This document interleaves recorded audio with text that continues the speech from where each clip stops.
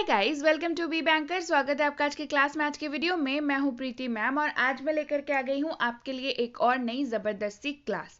तो क्या होने वाली है क्लास, क्या हम लोग पढ़ने वाले हैं, क्या सीखने वाले हैं, चलिए जान लेते हैं। आज की क्लास होने वाली है बेसिक वर्ड्स क्लास 1, यानी कि मैं आपको बताऊंगी बेसिक वर्ड्स। बेसिक वर्ड्स क्या होते हैं? वो सारे शब्द होते हैं जो रोज़मर्रा की ज़िंदगी में हम लोग इस्तेमाल करते हैं। और भाई एक बात और, इनके बिना अंग्रेजी नहीं बोल सकते। जी हाँ, नहीं बोल सकते इनके बिना अंग्रेजी। ठीक है, तो मैं बताऊंगी शब्द, उनका मीनिंग, उनका उच्चारण और उनका इस्तेमाल सेंटेंस में कैसे करें। तो बने रहिएगा वीडियो के एंड तक। वीडियो होने वाली है बहुत ज़बरदस्त, पहले ही बता दिया, तो वीडियो को लाइक करना, शेयर करना तो बनता है। तो चलिए शुरू करें आज की वीडियो।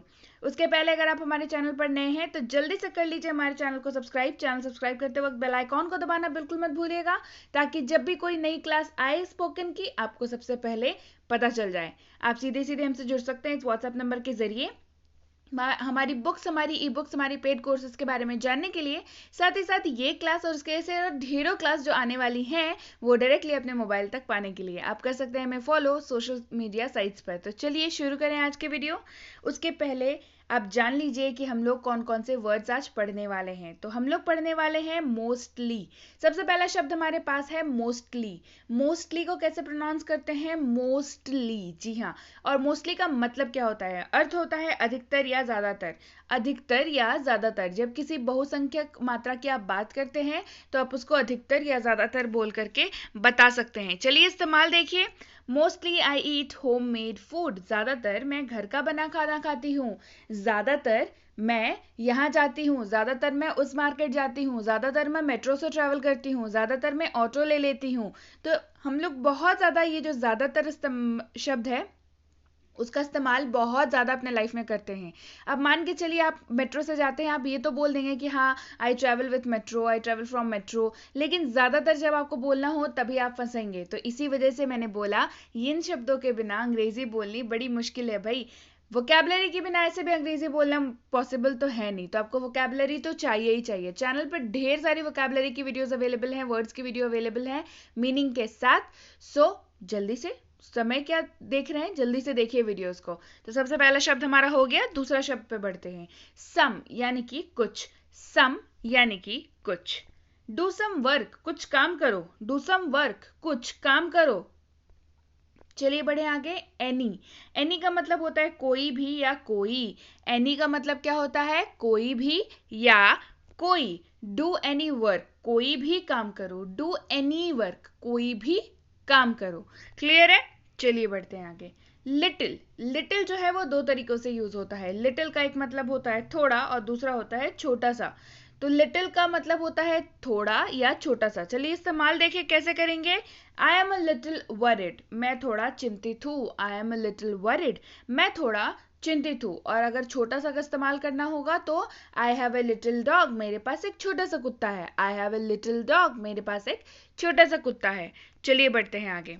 मच। मच का मतलब होता है बहुत ज्यादा या ज्यादा।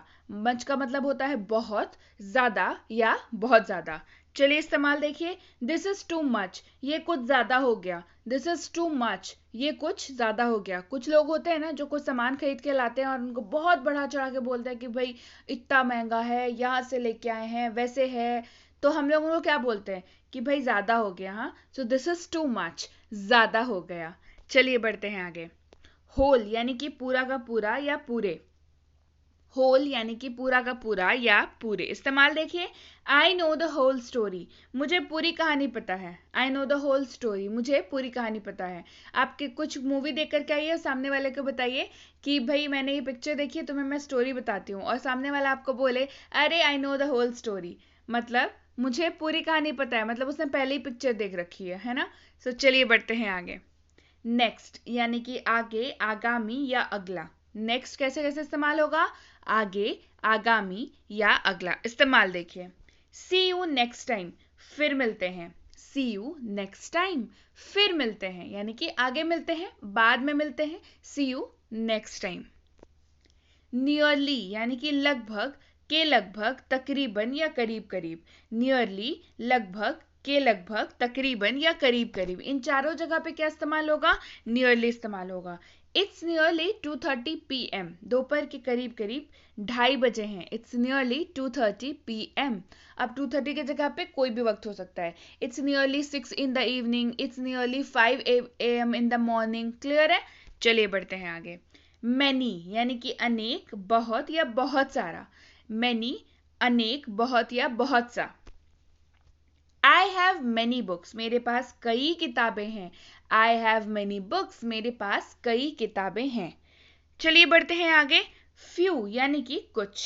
few यानी कि कुछ काफी स्टैंडर्ड शब्द है. कैसे इस्तेमाल होता है देखिए. I have few pens, मेरे पास कुछ पेन हैं. I have few pens, मेरे पास कुछ पेन हैं. several यानी कि कई या अनेक. several यानी कि कई या अनेक इस्तेमाल देखिए. he came several times, वह कई बार आया. he came several times, वह कई बार आया. क्लियर है? चलिए बढ़े आगे. very यानी कि बहुत या बहुत बहुत. very का मतलब क्या हो जाता है? सबसे पहले बात तो इसको वेरी नहीं बोलते हैं, इसको वेरी बोलते हैं. ठीक है, इसका मतलब क्या हो जाता है? बहुत या बहुत बहुत. इस्तेमाल देखिए. थैंक यू वेरी मच, आपका बहुत बहुत धन्यवाद. Thank you very much. ऐसे आप नॉर्मली किसी को थैंक यू बोलेंगे तो उसका मतलब होता है हाँ ठीक है धन्यवाद. लेकिन जब आप किसी को बोलते हैं थैंक यू वेरी मच, यानी कि आपका बहुत बहुत धन्यवाद, ये आप मतलब दिल से शुक्रगुजार हैं कि आपका बहुत बहुत धन्यवाद. Thank you very much. Whose यानी कि किसका या किसका है. हुज मतलब किसका या किसका है. चलिए इस्तेमाल देखिए. हुज इज दिस पेन, यह कलम किसकी है. हुज इज दिस पेन, यह कलम किसकी है. मतलब आप पूछ रहे हैं, सवाल पूछ रहे हैं. हुज इज दिस पेन, यह कलम किसकी है. चलिए आगे बढ़ते हैं. विच यानी कि कौन या कौन से. विच यानी कि कौन या कौन से. इस्तेमाल देखिए. विच इज योर बैग, आपका बैग कौन सा है. विच इज योर बैग, आपका बैग जो है वो कौन सा है. चलिए आगे बढ़े. इनफ यानी कि बस, पर्याप्त या काफी. इनफ का मतलब क्या होता है? बस, पर्याप्त मात्रा में या काफी. चलिए इस्तेमाल देखिए. इनफ इज इनफ, बहुत हो गया. इनफ इज इनफ, बहुत हो गया. हार्डली यानी कि मुश्किल से या शायद ही. हार्डली मुश्किल से या शायद ही. आई हार्डली नो हिम, मैं शायद ही उसे जानता हूँ. आई हार्डली नो हिम मतलब किसी के बारे में अगर आपसे पूछे कि अरे आप फलाना जी को जानते हैं, तो आप क्या बोलेंगे कि शायद ही मैं उनको जानता हूँ. मतलब अगर आप बहुत ज़्यादा क्लोजली उनको नहीं जानते होंगे तो क्या बोलेंगे कि हाँ शायद ही हम उनको जानते हैं, शायद ही मैं उनको जानता हूँ. I hardly know him. चलिए बढ़ते हैं आगे. ईच यानी कि प्रत्येक या हर एक. ईच का मतलब क्या हो गया? प्रत्येक या हर एक. Each one of you come here, आप में से हर एक यहाँ आए.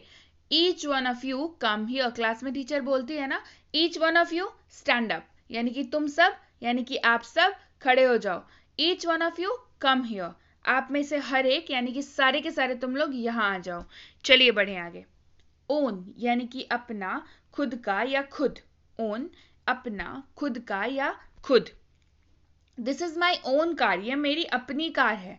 This is my own car, ये मेरी अपनी कार है. मतलब लाइक आपने उसको परचेज किया, आपने उसको बाय किया है. So this is my own car, ये मेरी अपनी कार है. चलिए बढ़ते हैं आगे. अ लॉट ऑफ यानी कि बहुत सारा या बहुत सारे. अ लॉट ऑफ यानी कि बहुत सारा या बहुत सारे. इस्तेमाल देखिए. I have a lot of chocolates, मेरे पास बहुत सारी चॉकलेट है. I have a lot of chocolates, मेरे पास बहुत सारी चॉकलेट्स हैं. हाफ यानी कि आधा या आधी. हाफ का मतलब क्या होता है? आधा या आधी. क्लियर है? चलिए इस्तेमाल देखें. कट इट इन हाफ, इसे आधे में काटे. आप कुछ भी काट सकते हैं, आप केक काट सकते हैं, आप एप्पल काट सकते हैं, आप पाइन एप्पल काट सकते हैं. कट इट इन हाफ, इसे आधे में काटें. कट इट इन हाफ, इसे आधे में काटें. क्लियर है यहाँ तक? सो यस गाइस, ये थी आज की वीडियो कैसे लगी कमेंट करके ज़रूर बताइएगा। वीडियो को लाइक कर दीजिए, शेयर कर दीजिए, क्योंकि आपके लाइक, शेयर और कमेंट से हमें मिलती है डेली मोटिवेशन काम करने की। जी हाँ, और आपके लिए ढेर सारे ऐसे ही इंटरेस्टिंग वीडियोस लाने की। और अगर आपने अभी तक हमारा 6.5 घंटे में अंग्रेजी बोले यानी कि स्पीक इंग्लिश इन 6.5 आवर्स की फ्री इंग्लिश की कोर्स नहीं देखी है तो जल्दी से इसे व्हाट्सएप पर मंगवा सकते हैं आप। कैसे मंगवाइएगा वो आप देख लीजिए, हमारे व्हाट्सएप पे मैसेज कीजिए, आपको मिल जाएगी कोर्स। उसके साथ ही उसी कोर्स पर बेस्ड एक ई बुक की फ्री सैंपल भी आपको मिल सकती है। तो ये सारी चीज़ें कैसे करनी है, चलिए जल्दी से पता करिए।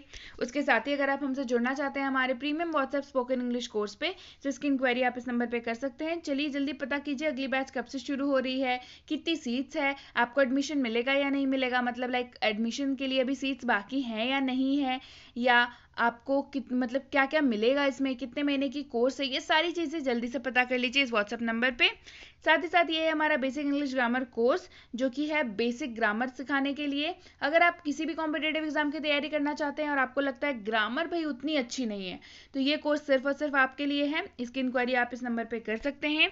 अब भाई बच्चों को ग्रामर सिखाना बच्चों का खेल तो है नहीं, लेकिन अब ये चीज़ आसान है क्योंकि अब बी बैंकर लेकर के आया है basic English grammar for kids, जिसमें बच्चों को खेल खेल में ग्रामर सिखा दिया जाता है और उन्हें आगे जाकर के ग्रामर में कभी भी दिक्कत नहीं होती है। इसकी इंक्वायरी भी आप इस नंबर पे कर सकते हैं।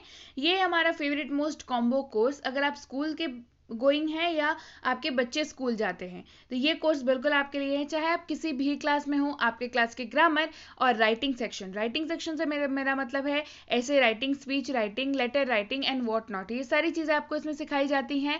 साथ ही साथ राइटिंग सेक्शन में फुल कैसे स्कोर करते हैं ये भी बताया जाता है। इसकी इंक्वायरी भी आप इस नंबर पर कर सकते हैं। और अगर आप वाकई एक सीरियस एस्पिरेंट है जो किसी भी कॉम्पिटेटिव एग्जाम की तैयारी कर रहा हो जिसमें अंग्रेजी पूछी जाती है, तो ये कोर्स बिल्कुल आपके लिए है। इस कोर्स में आपको अंग्रेजी की पूरी सिलेबस आपकी कवर कराई जाती है, चाहे वो आरसी हो, चाहे वो वोकैबुलरी हो, चाहे वो एडवांस लेवल ग्रामर हो, चाहे वो एडवांस लेवल के क्वेश्चंस हो, ये सारी चीज़ें इसमें आपको कराई जाती है। इस कोर्स को करने के बाद आपके जो है अंग्रेजी के सेक्शन में मार्क्स बढ़ने तो तय हैं। इसकी इंक्वायरी भी आप इस नंबर पे कर सकते हैं। इंक्वायरी करते वक्त ध्यान रखें कोर्स का नाम लिख करके इंक्वायरी भेजें ताकि हमारे प्रतिनिधि आप तक सही समय पर सही जानकारी पहुंचा पाएं। और अगर आपने इंक्वायरी कर ली है तो आपको रिप्लाई ज़रूर मिलेगा, उसमें लगभग 12 से 48 घंटों का वक्त कई बार जो है वो लग जाता है। क्लियर है? So yes guys, that's it for today. Thank you so much for watching be with B Banker, empowering lives through knowledge. Thank you so much for watching. Stay tuned to B banker.